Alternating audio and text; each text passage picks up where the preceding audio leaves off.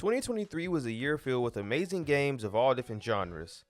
We've had RPGs like Remnant 2, action-adventure games like Zelda Tears of the Kingdom, roguelike games with Liza P, and finally fighting games like Street Fighter. While I'd love to put Storm Connections in that list of great games, it simply doesn't belong for many reasons we're going to get into today. That's pretty much brought me to a conclusion that this game, unfortunately, was a failure. To start, the online that we received with Storm Connections, as said before, is disappointing for a couple reasons. Obviously, the fact that we can't play with friends is an issue, but we also are back to players constantly rage quitting, and before you say that's out of CyberConnect or Bandai's control, the problem is they do nothing to punish players for disconnecting and running out of as many matches as they possibly can. There is a loyalty system, but it doesn't really hold much weight, and once you get connected with a player online, you're stuck anyway, unless you want to close out the game and try all over again. So yes, that means any Wi-Fi warriors that you run into, you'll just have to deal with and sit through the slideshow. That's been my experience on PlayStation 5. What I don't hear being talked about at all though is how Xbox players can't even play online right now. So the players that may have pre-ordered any of the mini, and I will add expensive versions of Storm Connections, can't even play the game to its full potential, and we have no updates as of now to when that will be fixed. A game that's already lacking content with not only the story, but I believe this is the least new characters to ever release with a Storm game as well.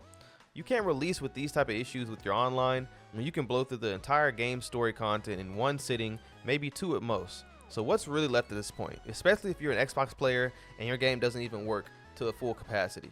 Speaking of story content though, Connections has been getting a lot of slack online for its history mode and how it's missing not only key fights, but the voice acting is very lackluster as well. I can say this follows in the special story mode. The voice acting in that mode just seems uninspired and very phoned in. The voice acting is so odd, in fact, that people accuse Bandai of using AI. They made a statement saying it was an issue during the editing and the mastering process that led to the bad audio quality. So basically they're saying no AI was being used, it's just bad quality, and we knew it was bad when we released the game, we just didn't care to fix it. This, in my opinion, shows a lack of pride for an already unfinished product you're trying to make us pay full price for. Like I've been saying in multiple videos, for a full price game, is this really what you guys were expecting? I remember back in my original video calling out anime gaming fans for ignoring what to me were big red flags with the game, and I got called broke and a crybaby for saying we deserve a little more and to be smart with your money. Now I hope you all can see why your dollars matter, because if you continue to support bad business, that's what you continue to get. Anime games continue to be mediocre because we as fans and consumers aren't demanding any more than just that. We accept whatever is given and make excuses for what's not there. For example, when fans found out Storm wasn't going to have private lobbies, some were smart enough to see that the Storm Connections was already looking bad. Others made the excuse that it's going to be tons of content to hold us over till that gets added to the game. Well, now here we are, and the game is lacking tons of content. That's not all though. When I recommended the game be delayed to iron out any issues or maybe add content, whether that be in the actual story mode or just more characters added in the game, I again was told I was being a crybaby and that people would complain it's coming out too late. But now the game came out, and for some people, the shit barely works. So I guarantee you, those people would have rather waited for a good, polished game than get what we got with Storm Connections. I don't want this to just be a shit on Storm Connections video. It definitely has some positive areas like the visuals and the gameplay, and even though I had my doubts, I was excited for it. But I'm also not going to sit here and act like trash isn't trash, or act like the game literally not working is okay. Everyone watching is their own person. I'm sure no matter what I say, you're going to do what you want with your money.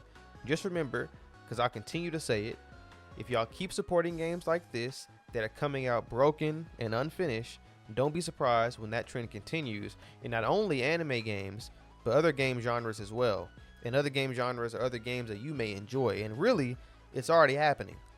But I want to thank you all for making it to the end of the video and supporting the way y'all have. I hope the games we have coming down the pipeline from Bandai are more put together and obviously working when they release. Those are games like Jujutsu Kaisen Cursed Class, which if I'm being honest, I don't have the most hope in, Tekken 8, and Sandlands. All games you've already seen on the channel or you will see soon. So if you're interested in any of those, please hit the big red button and subscribe to the channel. But it's been your boy Kasuke, and I'm out. Peace.